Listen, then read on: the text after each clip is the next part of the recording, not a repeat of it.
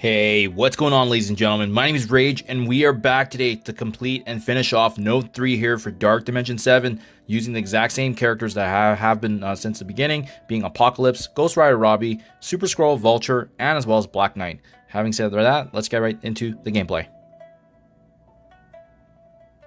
Now, from when we were left off in the previous attempt, there wasn't much left, but there was that initial that last wave that actually ended up coming from us spawning them, and then they cleaned us up. But thankfully, many of these enemies should be weak now. The Quicksilver we were trying to take down, but the goal was actually taking down the previous Apocalypse, and we handled that just well. So going down the middle there, obviously focusing on Gambit's a good one, but you can also see right there, I'm waiting for my abilities to kick in, because we know with Robbie activating his ultimate, he can actually clean up a lot of these enemies now, adding the bleed to the mix. So it's been fun. This is the any trait section, arguably one of the more difficult areas of Dark Dimension 7 if you don't have Skrull and Apocalypse, and thankfully we did.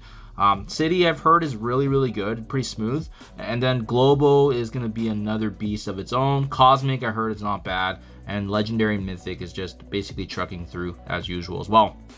We have Apocalypse Ultimate. I recommend aiming for Gambit. As you can see, just how tanky these characters are. Even with the empowered Falcon Punch from Apocalypse, we still were not able to finish him off. I do now recommend just aiming for Forge, because you just don't want him bringing back Gambit that we've cleaned up already, right? So just something to be mindful of there. That, or make sure you're using some sort of crowd controlling aspect, like what I just did right there with Apocalypse's special, adding the ability block, which stops him from using his abilities.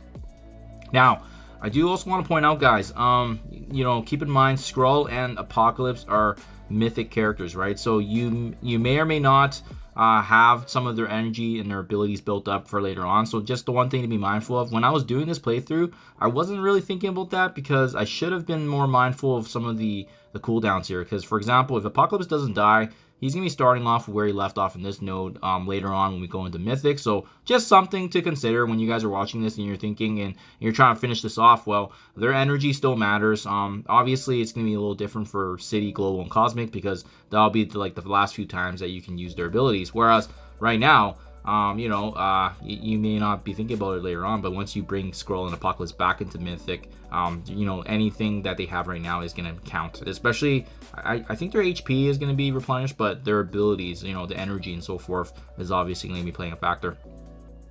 Vulture Ultimate there, and yeah, at this point, when it's just the Hulkbusters with Cyclops, Phyla-Vell, and Deathlock, I mean, there's really nothing to be concerned about. Now it's just kind of taking your time, going through the motions. And again, like I said earlier, we use the key abilities of our mythic characters, but now it's just about building up as much energy as you can and getting them ready, so that way they're going to be more equipped later on when we bring them into the mythic section. So yeah, as you can see, I'm just using the basic abilities for Super Skrull there. Just a key reminder when you guys are doing this and finishing it off. There's no need to rush. There's no need to have to use their abilities if you don't need to, right? If you end up being in a better position than I was, having these enemies here, you may not even need to use Apocalypse and Skrull's abilities if you ended up good. But so far, from the 3 nodes that we've done in the enemy traits, this is definitely the hardest one, especially in the very beginning, with that mass wave of enemies coming at you, and you have to be very mindful of who to target. Those night crawlers were really big, those Gambits were hurting hard, but after that middle ground in this node actually was not too bad. So thankfully worked itself out, and as you can see, we're still trying to replenish energy. It is what it is for Apocalypse, but at least our Super Skrull is going to be in a pretty good position when we start things off. So that's good to see here. And again, we're just trying to build up as much as we can. And thankfully, we can probably start things off with the Apocalypse special ability, and then the ultimate will just be a turn or two. So there you guys have it. This is the wrap up here finally of Node 3.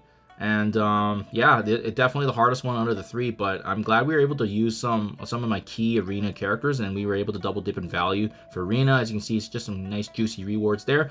And as per usual, when we finished off the node, I do like to see kind of where I'm ranked now in terms of everyone else, and especially with Mephisto being the limited character here, right? So you can see 4 attacks in total for Node 3. It's been fun.